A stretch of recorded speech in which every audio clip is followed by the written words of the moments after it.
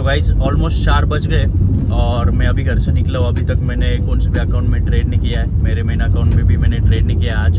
तो let's see किस तरीके से हम ट्रेड कर सकते हैं। और मैं एक बात यहाँ पे बताना चाहता हूँ कि अगर आपको ट्रेड करना है तो आप सिर्फ हाई वॉल्यूम वाले सेशंस में ही ट्रेड करो। जैसे कि इंडिया के टाइम के हिसाब से 11 बजे से आप रात के 9 बजे तक ट्रेड कर सकते हो, क्योंकि उसमें फिर प्री लंदन भी आता है, लंदन सेशन भी आप कवर कर सकते हो। उसके बाद प्री न्यूयॉर्क और जो ओवरलैप होता है वो भी आप कवर कर सकते हो। क्योंकि अगर एशियन सेशन में आप ट्रेड लेते हो तो आपका फेक आउट में ट्रैप होना जो होता है उसके चांसेस बढ़ जाते हैं। और काफ़ी ट्रेड जो ब्रेकआउट्स देती है, मतलब सपोर्ट रेजिस्टेंस से अगर आपको ब्रेकआउट मिलता है या फिर किसी भी चार्ट पैटर्न से आपको ब्रेकआउट मिलता है तो वो फेक आउट हो सकते हैं कई बार अगर आप एशियन सेशन में ट्रेड करते हो। तो अगर आप वीकेंड के लिए होल्ड कर रहे हो या फिर ऐसी बात है तो उस सिचुएशन में आप कर सकते हो होल्ड। लेकिन मैं मोस्टली प्रेफर करता हूँ कि ट्रेड जो है वो हाई वॉल्यूम सेशन में लो। अभी क्या है, मैं तो बेसिकली ये सजेस्ट करता हूँ कि सिर्फ एक सेशन आप डिसाइड कर लो, एक तो लंदन या फिर न्यूयॉर्क सेशन, उसमें से ट्रेड करो।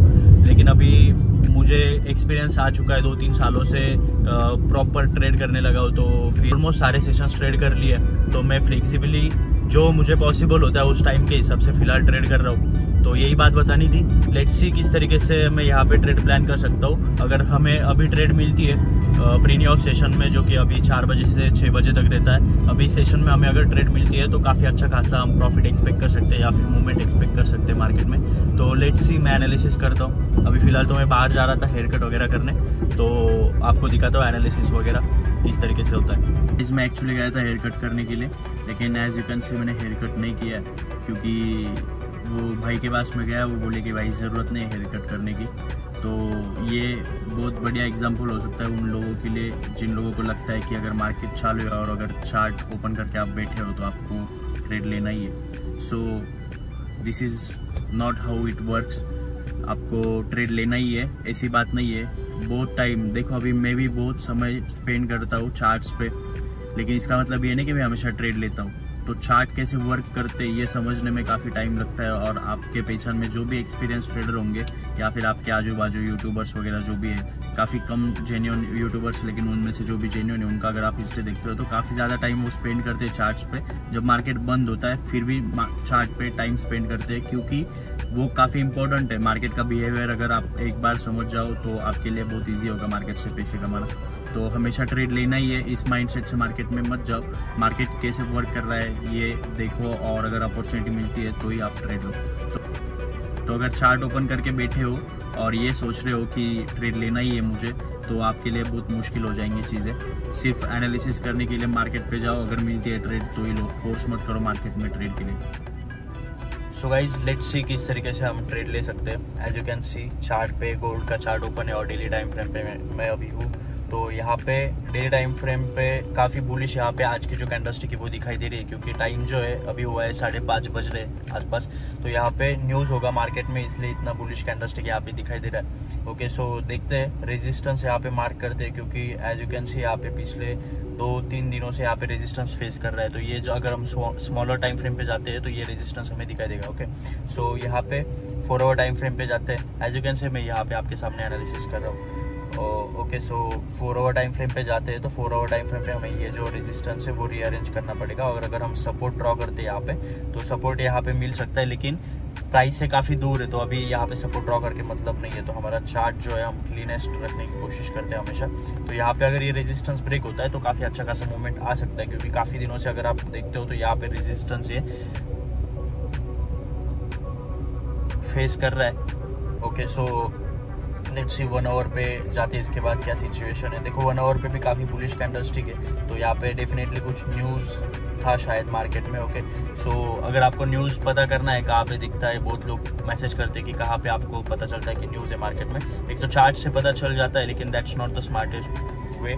तो forexfactory.com पे जा सकता हूँ, वहाँ पे आपको सब पता चलेगा कौन से पेयर में कब न्यूज़ है। ओके, सो ये रेजिस्टेंस में फिर से रीअरेंज कर लेता हूँ। तो इसके ऊपर अगर ब्रेक होता है तो ऊपर की तरफ हम बाय कर सकते हैं, लेकिन सेलिंग का अभी इतना बुलिश मार्केट है तो सेलिंग के बारे में हम बिल्कुल नहीं सोचेंगे।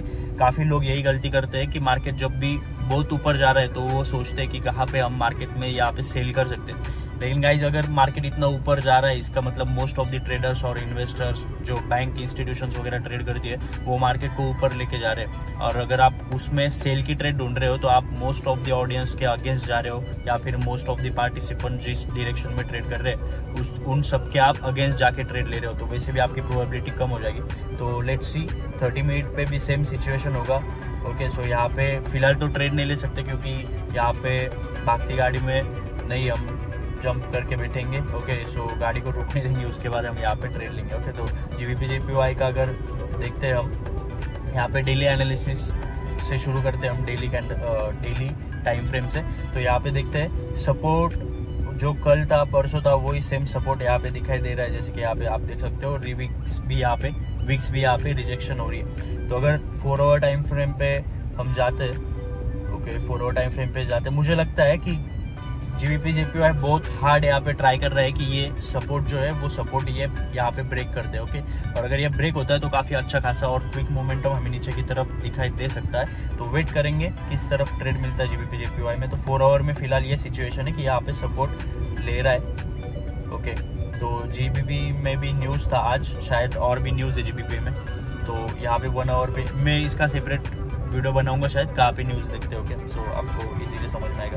तो guys 4 hour time frame 1 hour time frame पे अगर हम देखते हैं तो यहाँ पे सपोर्ट फॉर्म कर रहा है। तो बाइंग का फिलहाल यहाँ पे कोई सीन नहीं है, जैसे गोल्ड में सेलिंग का कुछ सीन नहीं था। जैसे मैंने बोला कि फोर्स मत करो ट्रेड को, जब मिलता है तब हम ले लेंगे आराम से, कोई दिक्कत वाली बात नहीं है। तो यहाँ पे मैं मार्क कर देता हूँ ये जोन। यहाँ पे हम इसके नीचे अगर आता है तो हम सेलिंग की कोशिश करेंगे, क्योंकि जैसे कि मैं बोला काफ़ी दिनों से यहाँ पे ट्राई कर रहा है ब्रेक करने की, लेकिन ये जोन अभी भी ब्रेक किया नहीं है। तो जब भी ये जोन ब्रेक होगा तो काफ़ी अच्छा खासा मोमेंटम नीचे की तरफ आ सकता है। सो गाइस अभी तो ये मैंने एनालिसिस कर लिया और फाइनल हमारा एनालिसिस यही रहेगा। अगर बाइंग का कुछ सिनारियो यहाँ पे बनता है तो देखते हैं, न्यूज़ के हिसाब से न्यूज़ देख लूँगा पहले मैं, फिर उसके बेसिस पे ट्रेड लूँगा, क्योंकि छोटा अकाउंट है हमारा और एक न्यूज़ हमारा पूरा अकाउंट भी खाली कर सकती है। तो न्यूज़ ट्रेड करना जितना प्रॉफिटेबल आपके लिए हो सकता है, रिवॉर्डिंग, उतना रिस्क भी उतने उसमें ज़्यादा है। मैंने काफ़ी सारे अकाउंट्स ब्लो किए हैं न्यूज़ ट्रेड करके।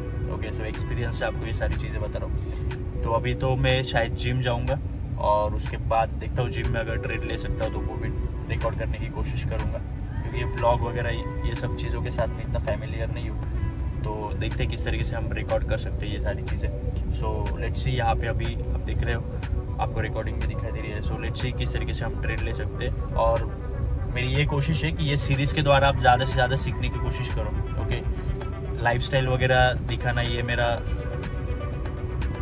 मोटिव नहीं है। तो लोग कहते हैं कि जॉब करते हुए ट्रेड नहीं कर सकते या फिर ट्रेडिंग को आपको फुल टाइम ही देना पड़ता है। गाइस ऐसे कुछ नहीं है। जब मैं इनिशियल स्टेज में था तब मैं भी ट्रेडिंग जॉब करने के साथ ट्रेडिंग करता था, जितना भी टाइम मुझे अवेलेबल होता था उतने में मैं ट्रेडिंग करता था। तो ये काफ़ी गलत डिसीजन है कि आपको ट्रेडिंग से पैसे नहीं आ रहे। ओके, और पैसे तो नहीं आ रहे, लेकिन अगर आप जॉब छोड़ते हो ट्रेडिंग के चक्कर में तो एक तो जॉब से पैसे आपके आना बंद हो जाएगा, उसके बाद ट्रेडिंग में भी आप पैसे रिस्क कर रहे हो, मतलब आप ओवरऑल जो है निगेटिव इसमें जा रहे हो। Okay, so I don't prefer you guys to leave your job for trading. तो पहले तो आप ये ट्रेडिंग में प्रॉफिटेबल हो जाओ, ट्रेडिंग शुरू तो करो, उसके बाद देखते हैं, उसके बाद डिसाइड करना कि अगर आपको ट्रेडिंग से पैसे आने लगे तो उसके बाद आप स्विच कर सकते हो। इस टॉपिक पे मैं फुल वीडियो बनाऊंगा किसी दिन। सो लेट्स सी किस तरीके से यहाँ पे आप ट्रेड कर सकते हो। सो गाइस GBP JPY अगर हम देखते हैं यहाँ पे 30 मिनट टाइम फ्रेम, तो यहाँ पे आप देखोगे कि काफ़ी बुलिश यहाँ पे मोमेंटम है और इसके बाद प्रॉफिट बुकिंग भी यहाँ पे आ सकती है। तो लेफ्ट हैंड साइड को अगर देखते हैं, यहाँ पे मैंने जो रेजिस्टेंस ड्रॉ किया है, यहाँ पे आपको रेजिस्टेंस दिखाई दे रहा होगा। तो काफ़ी सारे लोग क्या गलती करते हैं कि रेजिस्टेंस जब भी ब्रेक होगा उसके ऊपर बाय कर लेंगे। ओके, इस सिचुएशन में आप बाय कर सकते हो जब भी रेजिस्टेंस ब्रेक होता है, लेकिन आपका रिस्क ज़्यादा रहेगा, इसे हम इम्पल्स एंट्री बोलते हैं। लेकिन यहाँ पे मैं वो एंटर नहीं करूँगा, यहाँ पे हम वेट करेंगे कि रेजिस्टेंस जब ब्रेक होता है तो उसके बाद वेट करूंगा कि यहाँ पे कहीं अगर सपोर्ट फॉर्म करता है GBP JPY तो उसके बेसिस पे मैं यहाँ पे ट्रेड लेना पसंद करूंगा। ओके, और गोल्ड की तरफ अगर हम देखते हैं, गोल्ड पे यहाँ पे फॉल चालू है, तो देखते हैं गोल्ड में भी किस तरीके से हम ट्रेड ले सकते हैं। लेट्स सी, अगर कोई ट्रेड लेता हो तो मैं अपडेट करता हूँ।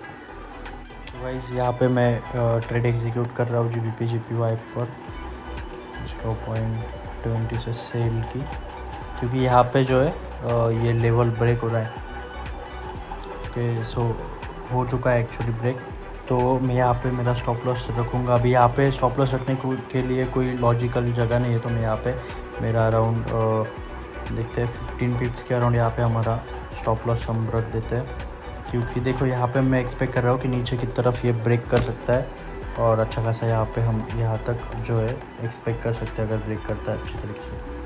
ओके, क्योंकि यहाँ पे काफ़ी बुलिश बियरिश कैंडलस्टिक ने यहाँ पे नीचे की तरफ ब्रेक दिया है, सॉरी क्लोजिंग दिया है, तो उसकी वजह से यहाँ पे दिख रहा है कि काफ़ी ज़्यादा वॉल्यूम के साथ यहाँ पे बियरिश कैंडलस्टिक क्लोज हुई है। तो उसके बाद नेक्स्ट कैंडलस्टिक ने उसका लो ब्रेक कर दिया, तो मैं एक्सपेक्ट कर रहा हूँ कि नीचे की तरफ यहाँ पे आ सकता है। तो देखते हैं, यहाँ पे मैंने ट्रेड में एंट्री तो कर ली है, तो स्टॉप लॉस एक बार यहाँ पे लगा देता हूँ। स्टॉप लॉस हमारा जो है 172,141 172,141। ओके, सो लेट्स सी क्या होता है इस ट्रेड में।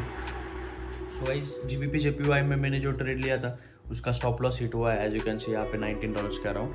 तो आई होप आप लोगों को ये सीरीज़ पसंद आ रही है। अगर पसंद आ रही है तो वीडियो को लाइक करो, चैनल को सब्सक्राइब करो और मिलता हूँ आपको अगली वीडियो में। सी यू।